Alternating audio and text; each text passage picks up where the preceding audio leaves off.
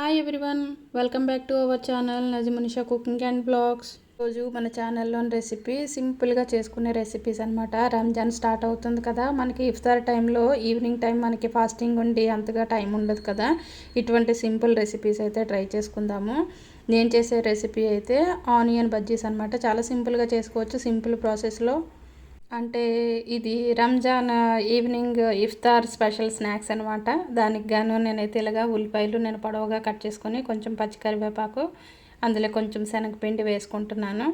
తర్వాత ఇందులో కొంచెం బియ్యం పిండి కూడా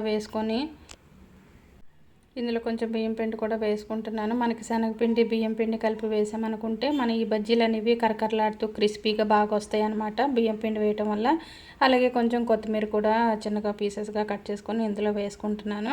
మనం ఇప్పుడు తీసుకుని పొడవుగా కట్ చేసుకున్న ఆనియన్స్, అలాగే శనగపిండి, అలాగే బియ్యం పిండి, కొంచెం కొత్తిమీర, అలాగే కొంచెం సాల్ట్, కొంచెం కారం కూడా వేస్తున్నాను.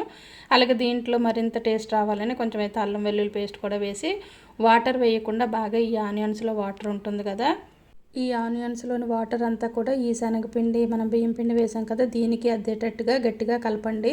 అస్సలు వాటర్ యాడ్ చేయొద్దు. ఇంకా మొత్తం ఇందులో ఆనియన్స్లో ఉండే వాటర్తోని పిండి అంతా కలపడానికి ట్రై చేయండి. తర్వాత కొంచెం ఆయిల్, కొంచెం వాటర్ వేసి బాగా కలిపి ఒక 10 నిమిషాలు పక్కన పెట్టుకోండి. అలాగే ఆయిల్ హీట్ అయ్యే వరకు, కొంచెం హీట్ అయిన తర్వాత స్టవ్ సిమ్లో పెట్టుకొని మనం ఈ బజ్జీలు అయితే వేసేసుకుందాము. చూసారా, నేను ఒక 10 నిమిషాలు పక్కన పెట్టాను అనమాట. ఇప్పుడు మన ఆయిల్ అయితే హీట్ అయిపోయింది కాబట్టి ఇందులో మనం చిన్న చిన్న బజ్జీలుగా వేసేసుకుందాము. అంటే ఇది సేమ్ పకోడీ ప్రాసెస్సే, కాకపోతే ఇవి కొంచెం పెద్దగా వేసుకుంటాము.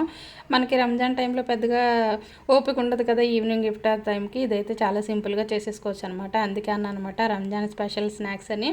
మన ఆయిల్ అయితే హీట్ అయింది కదా, ఇలా నేను వేస్తున్నాను కదా, అలా బజ్జీలాగా కొంచెం కొంచెంగా వేసేసుకుంటే ఎంతో క్రిస్పీగా ఉండే మన ఆనియన్ బజ్జీస్ అయితే రెడీ అయిపోతాయి. చాలా సింపుల్గా చేసుకోవచ్చు, బాగుంటుంది. అలాగే మనం ఇందులో బియ్యం పిండి కూడా వేసాం కాబట్టి కరకరలాడుతూ చాలా స్పైసీగా కరకరలాడుతూ బాగుంటాయి.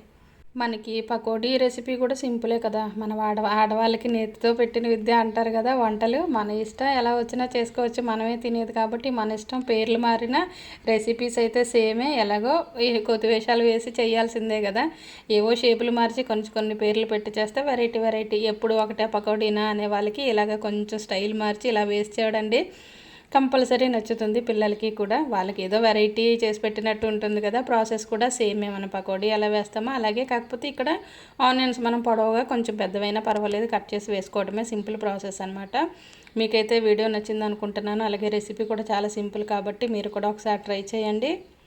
అలాగే అబ్బా రెసిపీ చాలా బాగుంది, మనకు తెలిసిందే కానీ కొత్తగా ఉంది అనిపిస్తే కనుక వీడియోకి అయితే లైక్ చేసి షేర్ చేయండి, అలాగే కామెంట్ చేయండి ఖచ్చితంగా.